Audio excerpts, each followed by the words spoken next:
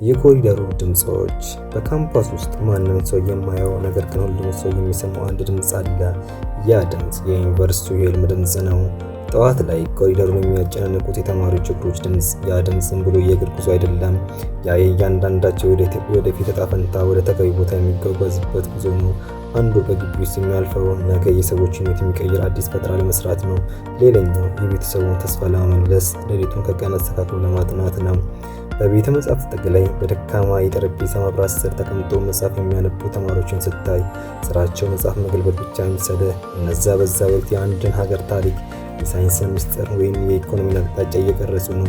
በእያንዳንዱ ገጽ ለሚፈሰው ላባቸው ነገ ለሚፈጠር ስኬት የሚከፈል ቅድመ ክፍያ ነው።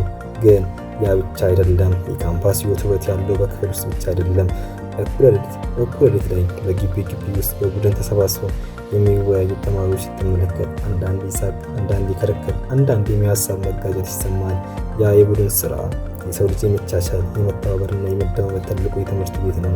እዛ ቦታ ላይ ነው እውነተኛ ህይወት መማሪያ ያለው። ካምፓስ ማለት ግድግዳዎችና ህንፃዎች አይደሉም። ካምፓስ ማለት በየቀኑ አዲስ ነገር የመማር የመውደቅ እና የመነሳት እና ከራስ አልፈ ለሌሎች የመትረፍ ጅምር ነው። ትናንት የነበርከው ሰው ዛሬ ካምፓስን የሚለቀው ሰው አይደለም።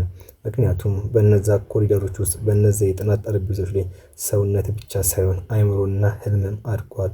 እናም ኮሪደሩ አሁንም ያወራል ስለ ታላላቅ ነገሮች። አድምጠው፣ ምክንያቱም የሚቀጥለው ታላቅ ድምፅ ያንተ ሊሆን ይችላል።